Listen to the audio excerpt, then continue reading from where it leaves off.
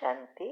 आपका प्रश्न है, परमात्मा ने इस वतन में आने से पहले सूक्ष्म वतन की रचना क्यों की?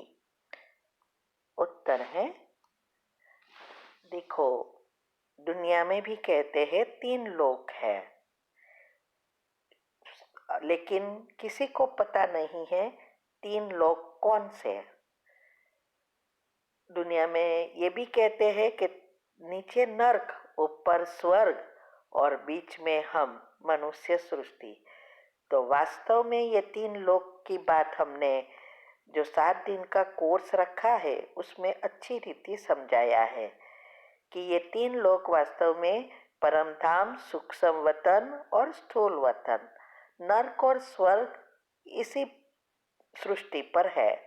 स्वर्ग को ऊपर क्यों बताया? क्योंकि सूक्ष्म वतन में ये 33 करोड़ आत्माएं का सूक्ष्म शरीर वहां स्थिर होता है।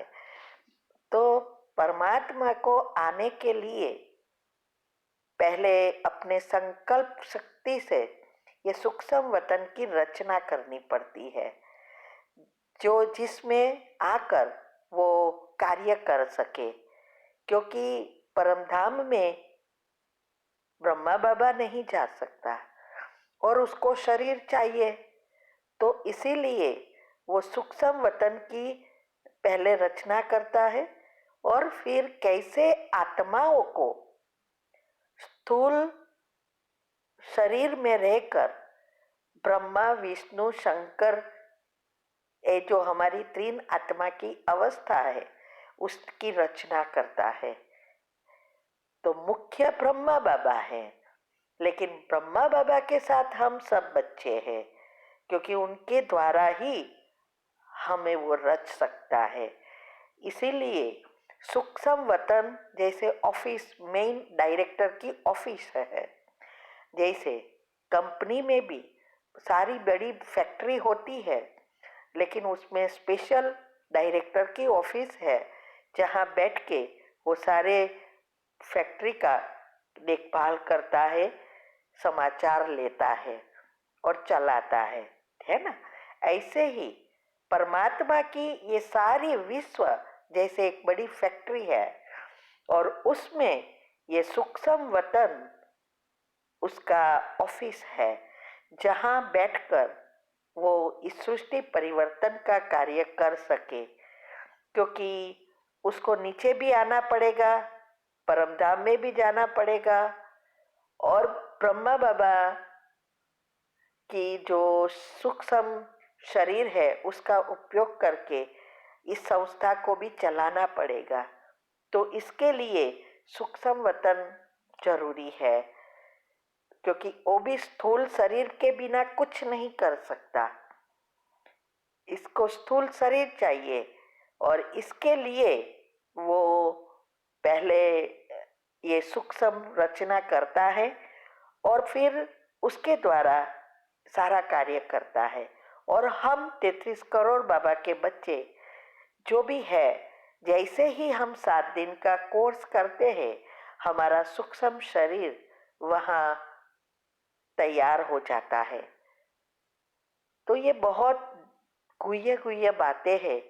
आपको अगर ज़्यादा समझना है तो यूट्यूब पर चैनल रखी है, चैनल का नाम है शिव शक्ति मेडिटेशन, बीके कुसुम करेंगे और फिर सब्सक्राइब करो।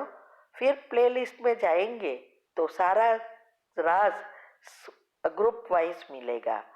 जैसे ये हेल्थ एंड माइंड के जो टॉपिक है, अंदर की सारी सिस्टम कैसे चलती है, कुंडलिनी चक्र के टॉपिक है कि सूक्ष्म शरीर से स्थूल शरीर में सब बीमारियां वगैरह कैसे आती है, क्या काम है, कुंडलिनी क्या है।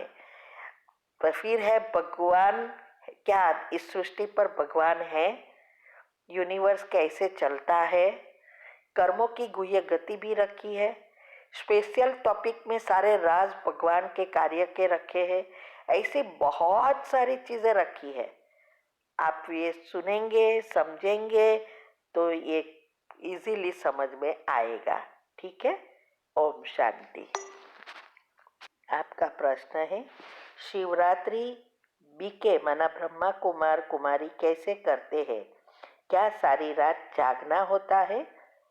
उत्तर है, देखो, हर एक त्योहार हम जो भी मनाते हैं बीके, वो प्रैक्टिकल करते हैं।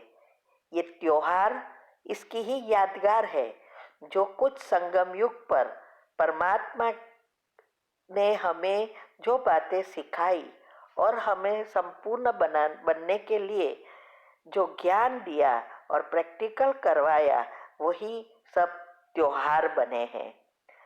तो हमें ये त्योहार मनाना अर्थात उसको प्रैक्टिकल जीवन में लाना। ये जो दुनिया में करते हैं वो स्थूल करते हैं, लेकिन हम जो करते हैं वो सूक्ष्म में करते हैं, जिससे हम प्रैक्टिकल रूप में प्राप्त चीजें करते हैं। तो ये सारे राज जो है शिवरात्रि के बारे में, तो जैसे आपने पूछा क्या सारी रात जागना है? नहीं। जागना अर्थात क्या? जागना अर्थात अज्ञान रूपी अंधकार को छोड़ ज्ञान रूपी प्रकाश में आना। उसमें जागने की जरूरत नहीं है। वो एक ही रात जागरण करते हैं, लेकिन प्राप्ति कुछ नहीं करते। और हमें प्रैक्टिकल में सारा संगम युग, जब से हम बाबा के बनते हैं, परमात्मा के बच्चे बनते हैं, तब से हमें अज्ञानता छोड़कर ज्ञान रूपी प्रकाश में आना है। और जैसे जैसे ज्ञान आता जाएगा, ऑटोमेटिक अज्ञानता दूर हो जाएगी। जैसे रात होती है और सूर्य निकलता है, तो सूर्य को कहना नहीं पड़ता कि हे चंद्रमा अभी चला जा, मैं आ गया। ऑटोमेटिक चंद्रमा का प्रकाश खत्म हो जाएगा, बंद हो जाएगा और सूर्य का प्रकाश शुरू हो जाएगा। ऐसे ही हमारा प्रैक्टिकल जीवन में ये सारा ज्ञान दिखाई देगा। तो ये जागना ऐसे ऐसे बहुत लंबा टॉपिक है। व्रत करना, जागना, भांग पीना, ये सब बातों का बहुत सूक्ष्म रहस्य है। कभी टाइम मिलेगा तो हम त्योहार का आध्यात्मिक रहस्य बनाएंगे, लेकिन अभी हमने आपका प्रश्न का उत्तर ही दिया। जागना माना क्या? व्रत, वो लोग एक ही दिन व्रत रखते हैं, भूखा रहते हैं, उपवास करते हैं।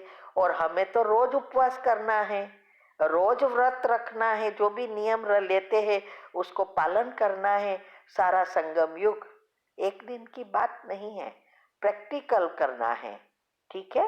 ओम शांति। आपका प्रश्न है, मैंने आपकी कर्म की गुह्य गति सुन रही थी, तो एक बार संकल्प रूपी बीज सबकॉन्शियस माइंड में गया, फिर वो फल भोगना ही पड़ता है। लेकिन सबकॉन्शियस माइंड में उतनी जल्दी संकल्प अंकित होते नहीं। उसके लिए बार बार अफर्मेशन करना पड़ता है। इसका अर्थ यह है कि यदि हमें कुछ दिन नेगेटिव या वेस्ट थॉट्स चले, पर हम फिर से कॉन्शियस होकर परमात्मा को याद करने लग जाए, तो हमारे पाप कर्म नहीं बनते हैं।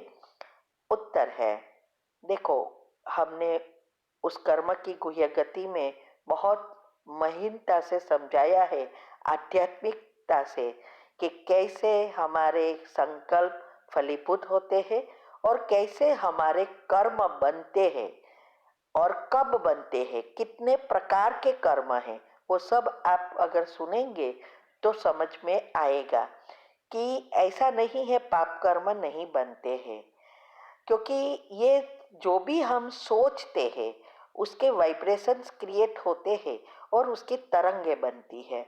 और वो जो गुण का ऑपोजिट होता है या गुण होता है, उस चक्र के आसपास वो लेयर्स बनते हैं।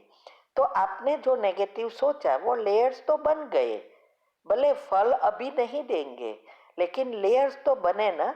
तो फिर आप चलो सोचो कि एक दिन आपने 2 घंटा पॉजिटिव सोचा, योग किया, और फिर 20 घंटा या 12 घंटा नेगेटिव सोचा, तो क्या होगा, नेगेटिव लेयर्स भी बनते जाएंगे, क्योंकि एक प्रकार के विचार नहीं है, अनेक प्रकार के विचार आते हैं ना। तो ये टाइम लगेगा, लेकिन उसके लेयर्स जो है चक्र के आसपास, वो नेगेटिव ही ज्यादा बनेंगे, पॉजिटिव कम बनेंगे। तो हमारा पुरुषार्थ क्या है? अगर हमें सतयुग में आना है तो हमारे सारे विचार पॉजिटिव बनाना पड़ेंगे, सारे लेयर्स बनाने पड़ेंगे।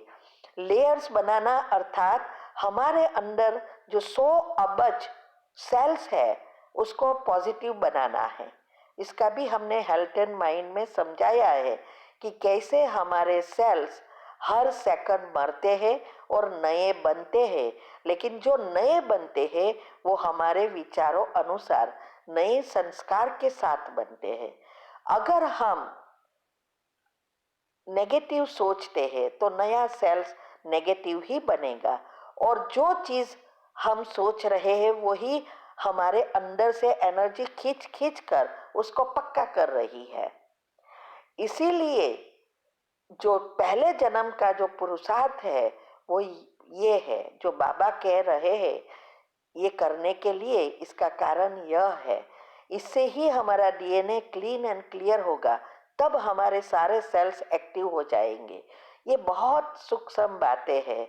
इसीलिए जब तक हमारे चक्र के लेयर्स नहीं बदलते, पॉजिटिव नहीं बनते, तब तक हमारी विचारों की उत्पत्ति नहीं बदलती। फल तो कब मिलेगा ये तो किसी को पता नहीं है, क्योंकि कई फल 100 साल के बाद भी मिलता है, 500 साल के बाद भी मिलता है, 200 साल के बाद भी मिलता है।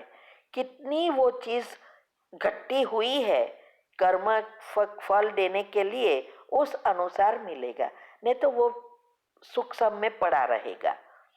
इसीलिए अगर हम ज्यादा नेगेटिव व्यर्थ सोचते ही रहेंगे तो ये पॉजिटिव लेयर्स नहीं बनेंगे। हाँ, सत्य त्रेता में कहा ना कहा तो आएंगे ही, बाबा का ज्ञान लिया है सब कुछ इसीलिए, लेकिन सत्युग में आना है तो पुरुषार्थ यही है हमारे पॉजिटिव लेयर्स बनाना, क्योंकि सारी चीजें इस पॉजिटिव संकल्प से ही होती है। ठीक है, ओम शांति।